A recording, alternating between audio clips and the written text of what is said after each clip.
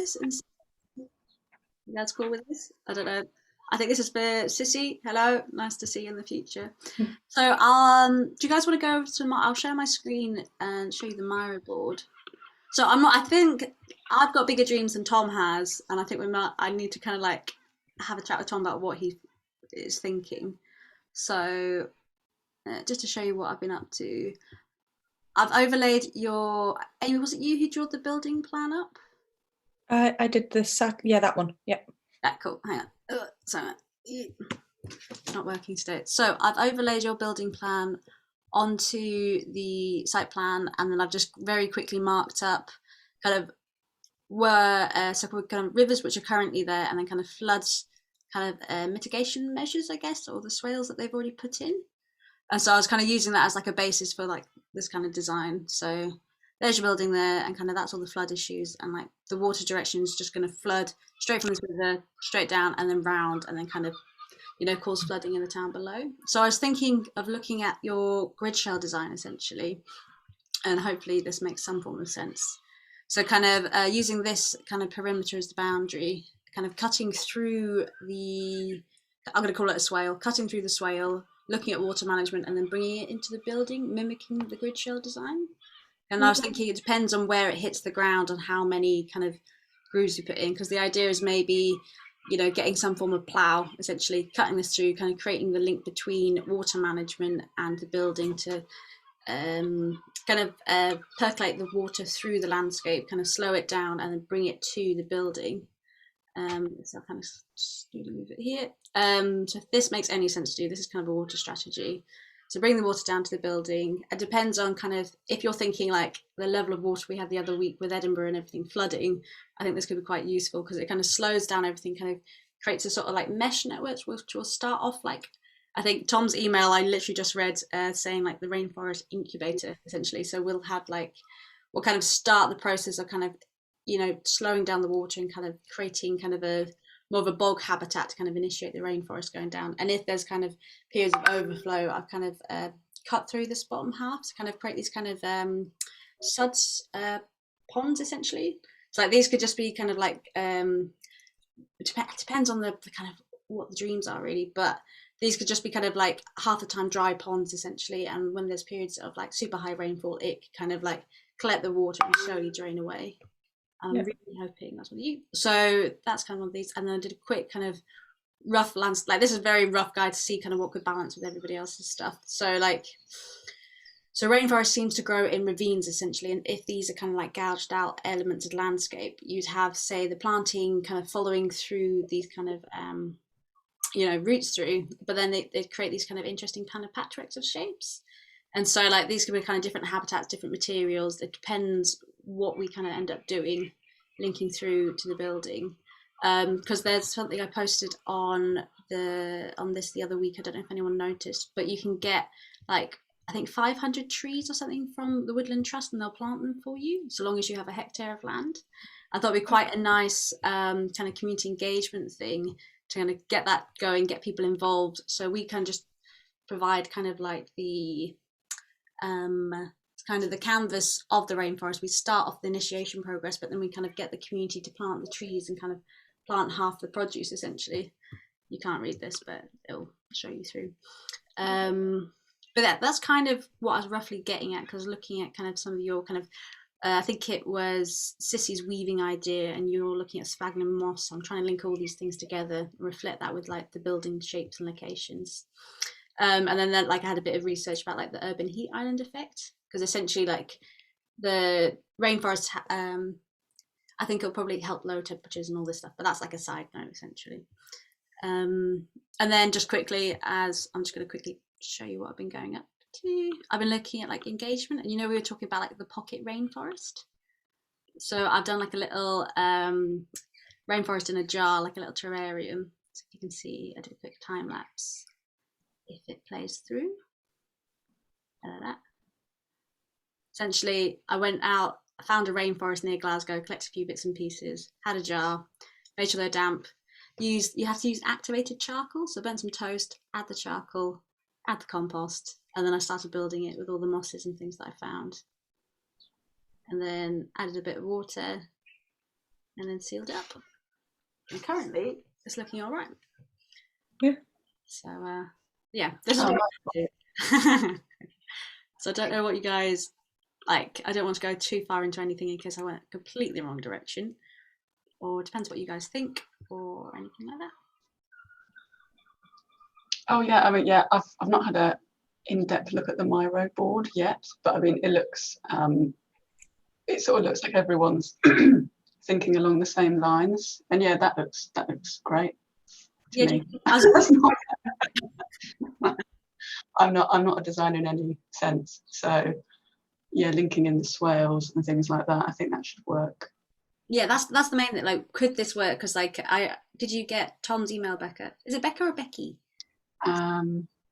Becky, Bex, honestly, just not Rebecca. That's what my mum calls me when she's mad. Anything, I'll just respond to anything. I got his one. Which one was that? There was a lot of emails. There was a lot. There was one on Friday that was kind of to me and you, and it was very much like, oh, so this is kind of what I think, but I could find it out.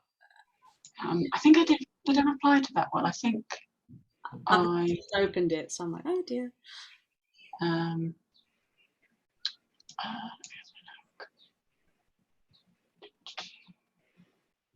Stop sharing, and I can read it out. So essentially, he wants to keep the kind of cross-disciplinary working, kind of merging things with the architecture and the landscape, looking at terraforming. His idea seemed quite small and very localized, so I don't know. So he posted things on the Miro board as well, didn't he? Yeah. Just trying to open up again. Right? Yes, because he mentioned something in the workshop, something that's the planting, like it was one of the images he put in the WhatsApp chat, and yeah, for the life of me, I can't remember what he was referring to, but something about something his friend had done, and he thought that would be quite good. Yeah, it's floating. As like a floating landscape. So he said like they had quite a large pond area, and they kind of made a floating landscape in the middle, which looked a bit like a donut. And inside they had some form of like really luminous algae and this robotic crab or something. What was it? A robotic crab called Lando, which you can play with. Water painting with urine in and drawing on a banner called this. Yeah. Is that from Tom? That email? That was from Tom. This so we sent. If you go on the Miro page and you look at, so that in his inspiration bit, he's put the link to this Instagram thing. Ah, right. I should look at Miro really. That would be a good start. I haven't seen the link to the Instagram board. How do you? Oh, I've just posted it on the Miro, so you can just pick it up. Oh gosh, I can see you doing something. What? Oh, can you see me? It's just up here. Oh. Oh yeah.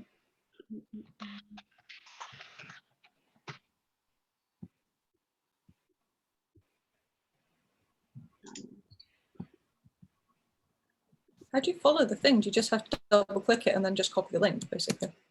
It depends. Sometimes when you paste a link, it should actually just do a little bubble. Okay. I've managed to get the thing to come through.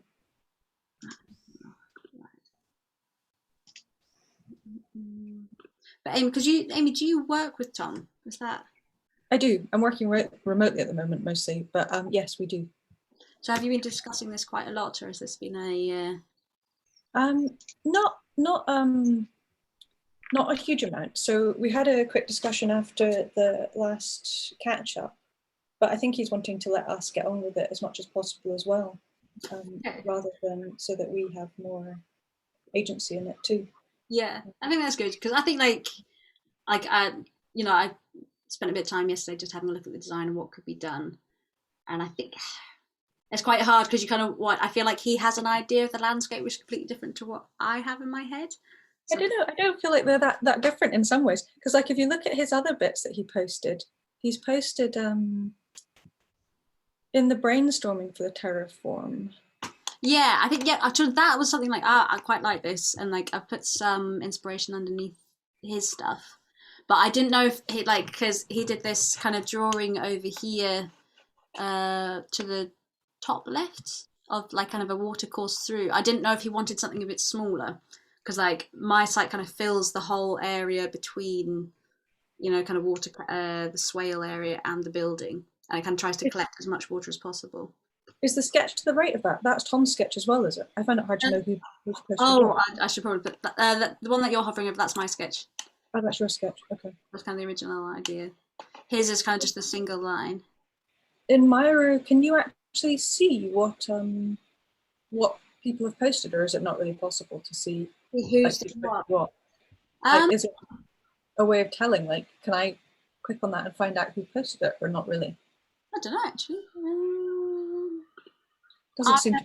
No, I don't think so. You can see if things get moved. Like if I move that, hang on, it should turn pink. Oh. I'm having a few internet issues. It might turn pink. Yeah. I've changed the location. I think I turned that off. I find that annoying when everything goes different colours. Sorry, it's really confusing. It's really kind of complicated, just like everyone's kind of in the drawing in one go. Yeah, no, that's all right. It's quite nice in some ways because then you're not having to. Yeah, you can comment on it because there's those comments that. Yeah, I mean the comments are really useful. Thanks for doing that, Becca. Did Tom say he'd commented as well? Because I didn't find. Maybe he simply posted things rather than commented. I think he's posted and he had some idea, and so I think we are working on the same lines. I'm trying to think like. I think I need a bit more feedback, really, with all of this. So, I mean, I don't know if you can really read the landscape plan because it's very much sketch design. I want to see what you guys think of it. Maybe, actually, could you share, because we're all looking on our own, I think. Could you share your screen again? Groovy. Can you see? Excellent. Cool. I mean, can you read this is the question, because I realise it's plan rather than architecture kind of level. So if you... I'm just going to zoom in. Yeah. Like on the Miro thing.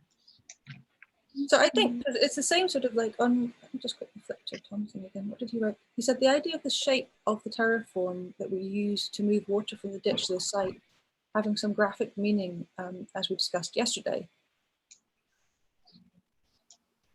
Here I've overlaid the graph of the sea level rise since people moved here with the future projections, creating a delta of options feeding into the site. In delta?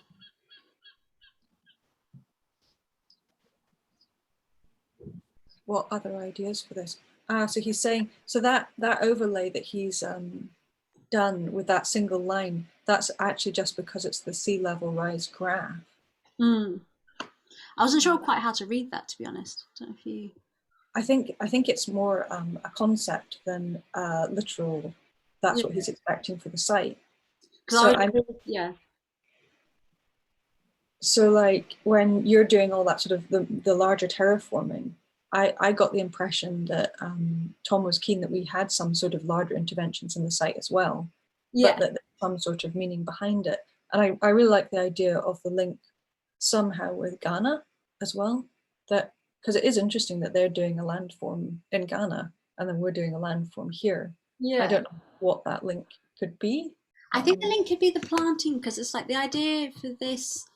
So just going back here, so with this, it's more the idea is mainly to kind of slow down the water process and kind of change the habitat of the site, because currently it's just like agricultural fields, like the areas where there's like a ditch essentially, they're all really boggy. Like there's one of these videos here, if I play it. So if you kind of create the space for the water to stay, the water stays, and then it creates the habitat to encourage like moss and heathland planting to continue. So this video at the top here is there's a river right at the top. This line here, that's this river playing in the video.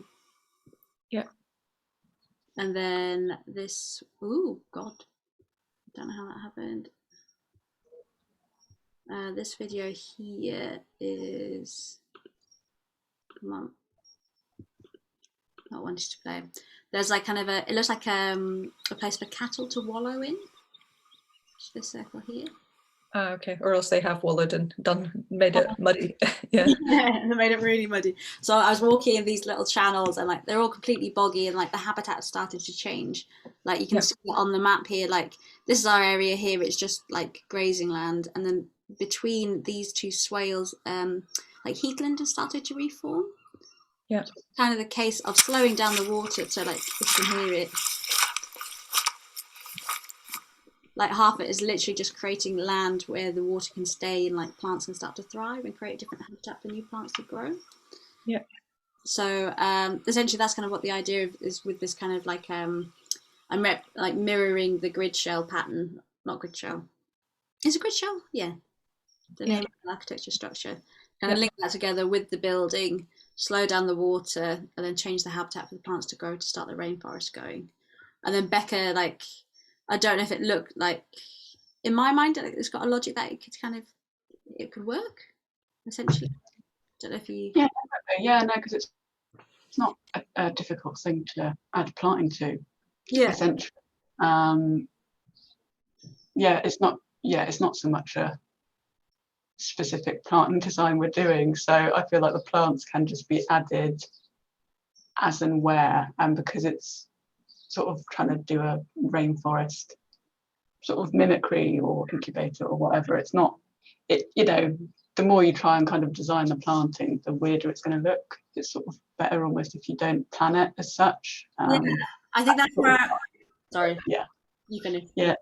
No, carry on. But that's just kind of what I was thinking. So I think that's quite because I'm thinking along the same lines, because it's quite hard. You can't just like with this, like we've only had one site visit and not really had enough time to properly see the elements and kind of the topography and explore the area so much. Like if you try and plan this plants, it's going to be really difficult because we need to create the habitat for the plants to grow, and if we're going to collect them, it's going to be difficult. But I think it might be good to kind of bring together like a planting palette. So like that's what I started doing over here. Hang on. So like thanks for all your comments, Becca. That's really helpful for those. So the first three here are all mosses that were found on site, and then I went on a walk yesterday to Greenock Cut, which is an amazing site. It's kind of like a viaduct or an aqueduct which has been kind of canalized along for Greenock, and it's kind of for fresh clean water and powering the local mills and things, but they've stopped mowing the lawn, which is amazing. Kind of you've got these beautiful kind of wildflower meadows coming along, and like habitats have changed. Like literally it's a change between this year and last year, where there's like absolutely no wildflowers, very little ecology, very little wildlife, and now by just leaving it and having less kind of like intervention and mowing the lawn, you're getting all like a huge richer ecology and different planting essentially. So I think it might be a case of kind of scouting out a site which has like a similar planting, which after we've edited our site will start to grow with these plants, and kind of showing like a whole planting palette of what the plants could be. They may not exactly be these plants because I think we need to encourage it and find seeds and things and encourage it to grow, and kind of do like a planting plan throughout the season, like between planting in August, I guess, and what might be there in November, really.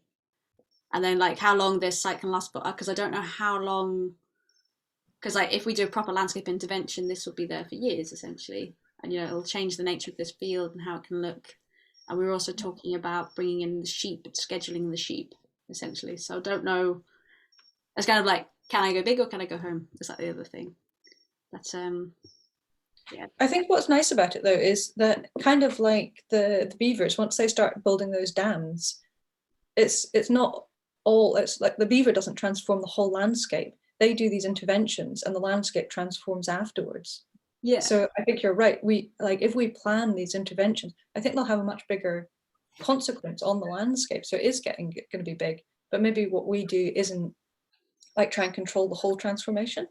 But our plan could be for quite a large, like a large area like you're showing, but we don't necessarily have to actually manage all of that necessarily. Kind of like what Becky, you were saying, that like we don't have to necessarily plant all the planting. Like if it's a natural regenerating rainforest, some of it, then some of that will happen on its own if we give it space to happen. Yeah, absolutely. sometimes it's about leaving it alone, and seeing what can regenerate by itself, as well as, you know, trying to plant and encourage things. It's often when you leave it alone that you see what can come up by itself.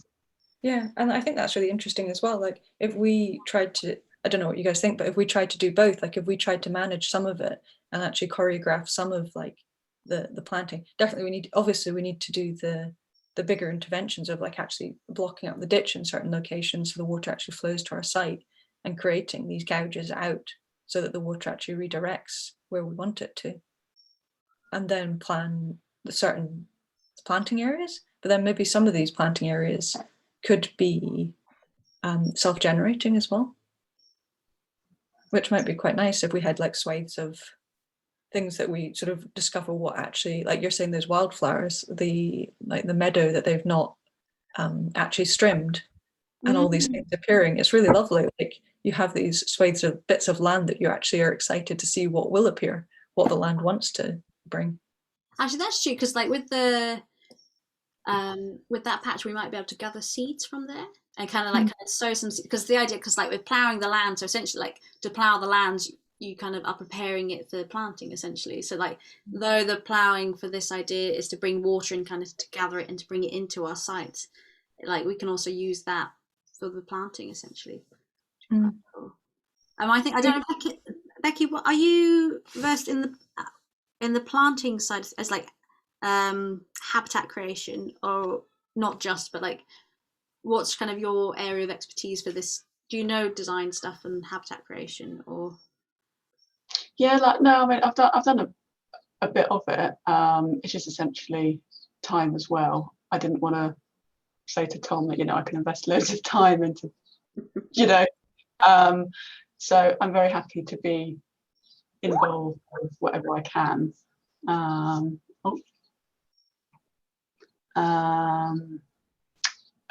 Lost my train of thought, sorry, my head's not working. Yeah, so I'm happy with the planting side of things more, and you know, knowing what could work around the terraforming and everything like that. Like, yeah, I'm very happy to just slot in with what I can, if that makes sense. Yeah, no, brilliant. Yeah, that's sort of a bit vague, but yeah, I would not be able to do what you've done, for example. So I'm just happy to slot in and help out with, yeah, anything I can, and you know, support advisory stuff in some sense, you know. Well, no, honestly, it's brilliant. Yeah. Like it's like, so I think my worry, well, in my mind, all of this is feasible, but it's like if we're going to do like a show garden for November, it needs to have it needs to have a look in a certain way. And I think kind of like you'll have the cool structure of the grid shell, and then you'll have the landscape kind of mimicking the same shapes to bring the water in, and like you'd have the lines of the plough, like, you know, because you'd have like the green and then the ploughed. Hopefully we can get one that would be cutting into the landscape, creating kind of like, you know, turning over the soil, so you'd have those lines of soil, like the dark soil paired with like the brighter green. I was just wondering, like for planting, because I know with wildflower planting, it's technically you just need really kind of rubbish soil essentially. You want quite low nutrients, that grass doesn't thrive, but like wildflower does essentially. Actually, yeah. And so on those channels, so like also the idea of like bringing up rocks and materials from the rest of the site, and maybe if there's a local quarry who wants to provide just offcuts that they can't use, to bring those in to kind of redirect water. So I think you can't really see only issue with Myra. It's just like the idea the water would be kind of like, you'd have different levels where it would be gouging out from like top to bottom. And so like some areas might be kind of damper and kind of more prone to kind of allow for like tree growth. And like, I don't know if you know much about rainforest planting, Becca, but I was looking at it and it's like, so you've got like your pioneer species of like birch, and then you have, I think, hazel. I don't know if beech is one, there's oak. Oh, running out of time. Yeah, oak, birch, and yeah, hazel. They're sort of classic ones, but also you can get some rowan, sorber species. You could even get holly coming up in the understory as well. So it's sort of it very much depends on where it is as well, because oak can't grow above certain altitude in Scotland. You just don't get them. That's why it's hazel woodlands, but much further up north, and birch, birch rainforests. You know, the dominant tree species. Yeah. But yeah, sort of those three are the key ones that are seen: oak, hazel, and birch. Okay. Rainforest. And do you know, yeah, do you know about like sourcing any of them? And also like thinking about Ghana, because their landscape is going to be like a productive landscape. So they're going to be planting rice essentially. So they're kind of looking at the planting, like what things can we bring in that people can use? You know, like I think I don't remember if it was Cissy or not, was saying like the things that you can get from the landscape to create craft, and like she was talking about weaving, and like because we have an abundance of fern essentially, can we bring that in to be used as part of the productive landscape? And I know someone said that you can actually fry and eat like the leaves of ferns and things. So it's like, can we kind of have a bit more of a edible planting scheme or a productive planting scheme within this, like kind of to pair?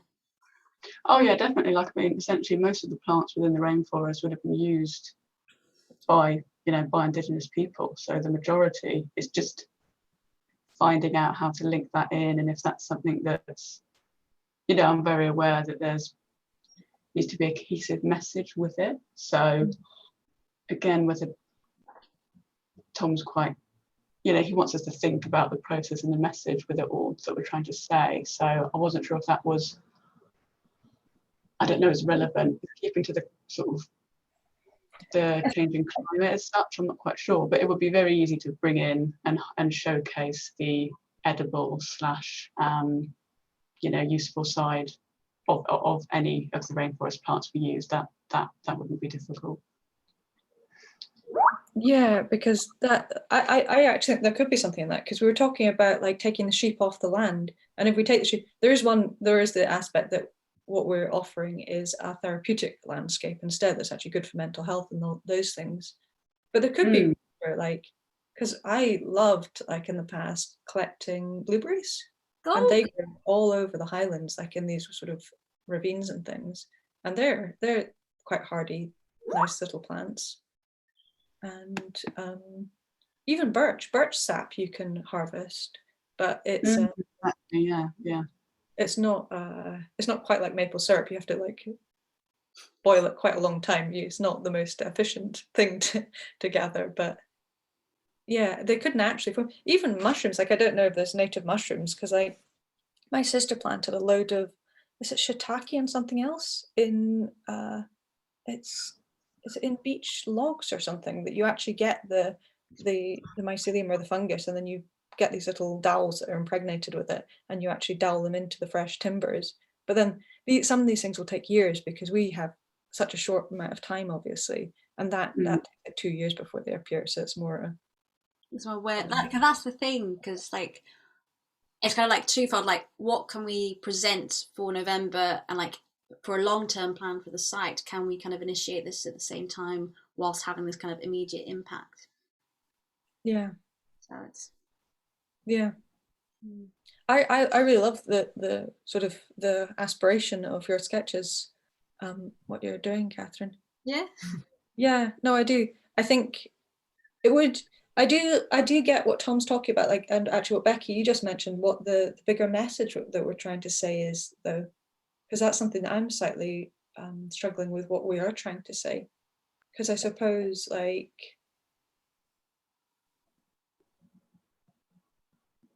is there something that we could link to these forms as well? Because to link to the grid shell, I do think that's important, because it will tie the two structures together, and it will make it more cohesive if we somehow, the design actually sweeps together. I love these sweeping forms, but I also think that the grid shell in itself isn't a message necessarily. And if we could, like, I don't know what it is though exactly. I think because the ones like you're not going to be able, like, from space you might see the grid shell which will link with the building, but it's quite but kind of when you come up to it you probably won't really see it so much, and you'll see kind of the designated areas maybe, and like kind of how people can, I think, because it's more like what the message can bring you know, like this is kind of, it helps like create a structure to landscape to link the landscape with the building. But like with this idea, like I think it's much more important kind of bringing in the community and making them feel a part of it and kind of spreading the information, you know. So it depends, I guess, what element we want to fix on or like focus on. Yeah. No, indeed. What can we have a quick look at the Ghana's design for their landscape? What they actually, because I have had a look, but I wasn't I haven't looked at it for a few days. I think where's those? Oh, that's it, yeah. They seem very organised. I've not even looked at that. So. Be nice to get us all together in a room, discuss kind of what's going on, what's the logic there. Like I've not even got onto tree planting, so I think they've got like circular loops. Hang on, Nice. I'm not sure the park ones. Mandrill Ferris wheel park railway, waterway, post. Oh, that looks cool. So they've kind of got their boundary site, park trees, storage. What a soft.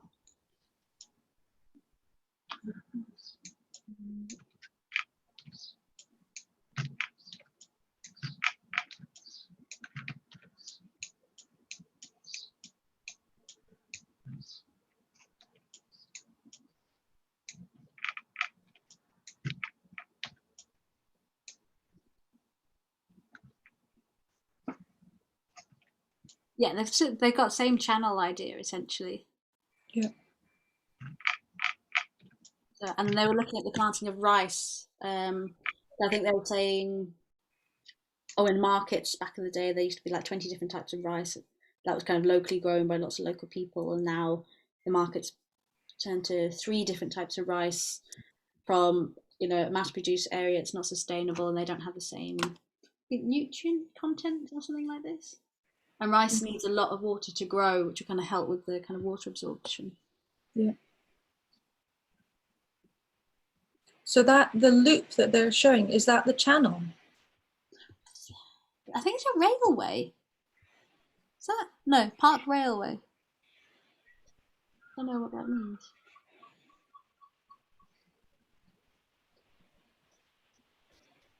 Ah, so it's actually the dashed line that's maybe the waterway.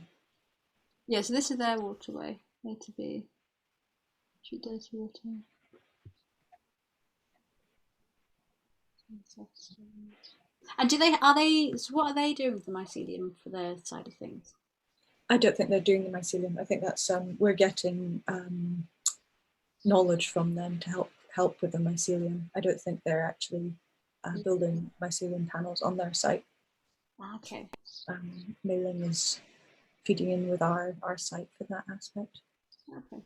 Just to say, there's less than a minute on this, so I'll just quickly send. We can all just re-log into the same meeting. Oh, okay. Oh, perfect. All right. I'll quickly. Oh, yeah. I'll just end it now and then call you back. Okay. Cool.